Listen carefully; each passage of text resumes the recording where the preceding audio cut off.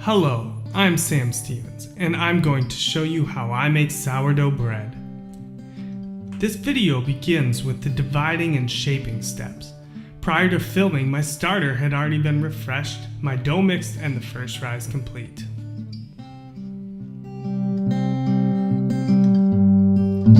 Dividing and shaping. The first thing I do is get my scale and bread knife ready.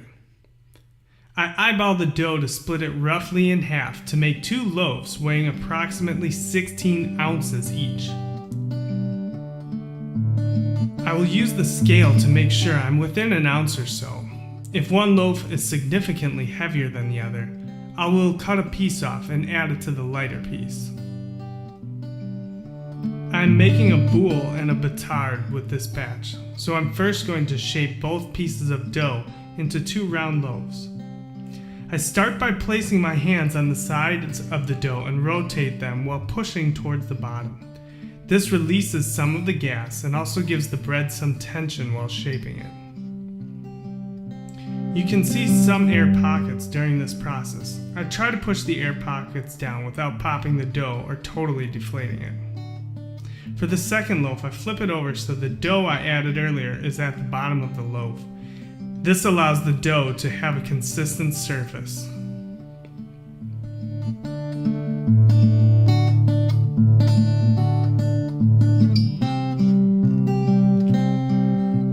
Once both pieces are shaped into balls, I place a towel over them and let them rest for 5 minutes. Rising the dough makes the dough more flexible when giving its final shape. After 5 minutes have passed, I am ready to give the dough its final shape. I prepare my banneton by laying a clean tea towel inside and dust with a little bit of flour.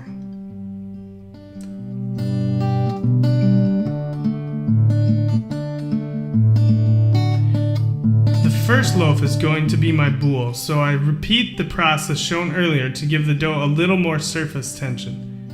In addition, I stretch the dough from about the middle and press it together at the bottom and repeat after a quarter turn to give a little extra tension. I then place the dough inside the banneton with the smooth surface down.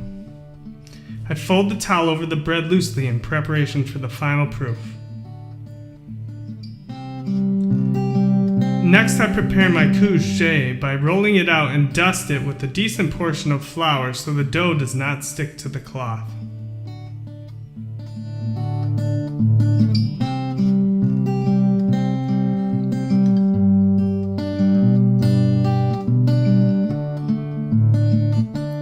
I take the excess flour from my work area and place it on the couche as not to waste any excess flour.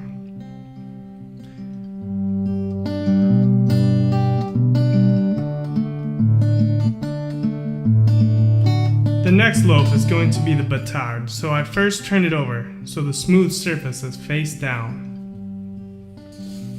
I compress the dough slightly to get out any large air bubbles, but not too hard as to deflate the dough.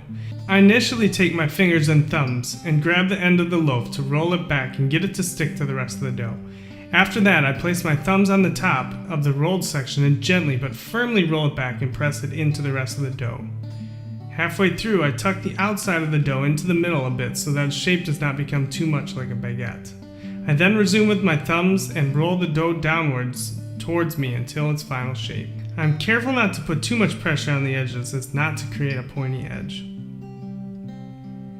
When I'm done, the seam where the dough met will be clearly visible. This side will be left facing up while proofing. This allows the flour to adhere to the finished side, which gives the loaf a nice look.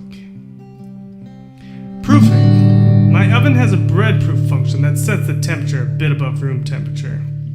It keeps the humidity nice as well. I place the batard in the bottom of the oven wrapped in the couche. A little trial and error trying to get the banneton in there. No success. Leaving it at room temperature during the final proofing stage was my only option.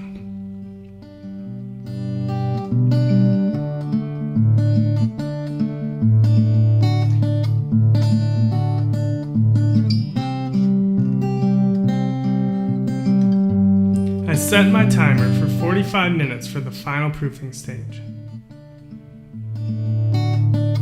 After 45 minutes, the dough is ready to be checked to see if the proofing is complete. I take the boule out of the bag. Next, I press my finger into the loaf.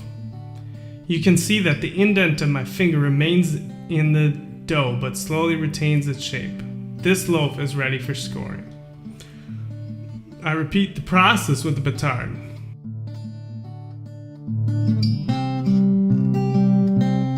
Next, I prepare my peel with some semolina flour. I sprinkle enough on so that the bread will slide easily off, but not too much that there's excess on my pizza stone, which burns and leaves an unpleasant odor while baking.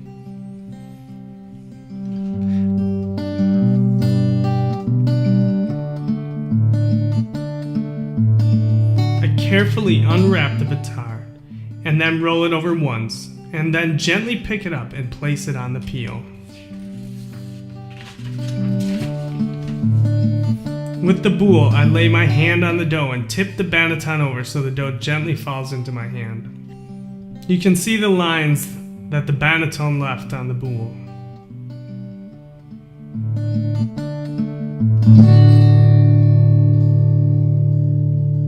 Scoring. Next, I take my blade in my hand and make several slices in the dough. This does two things. It makes the final product look pleasant. It allows the gases that escape rapidly while baking to release where you want them to, which prevents the loaves from blowing out in random places, making your final product inconsistently shaped. Scoring can be difficult to get the feel and technique. It took me many loaves before I felt I achieved a consistent result. You need to cut deep enough to make sure that there aren't blowouts, but shallow enough so that your dough still rises in the oven. My best advice is go slow until you get the hang of it. Once you get the feel for how the blade interacts with the dough, then speed up. Remember, a sharp blade is the most important thing.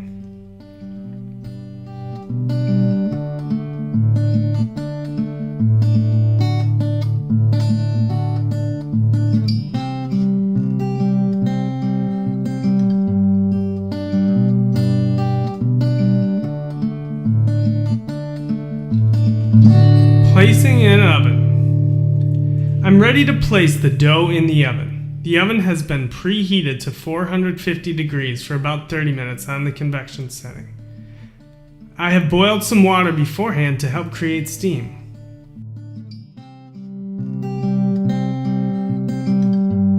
Baking.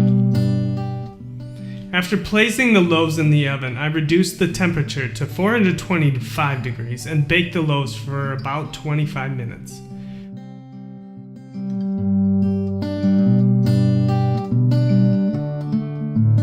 The last step is taking the loaves out of the oven and setting them on a cooling rack until the bread is finally cooled.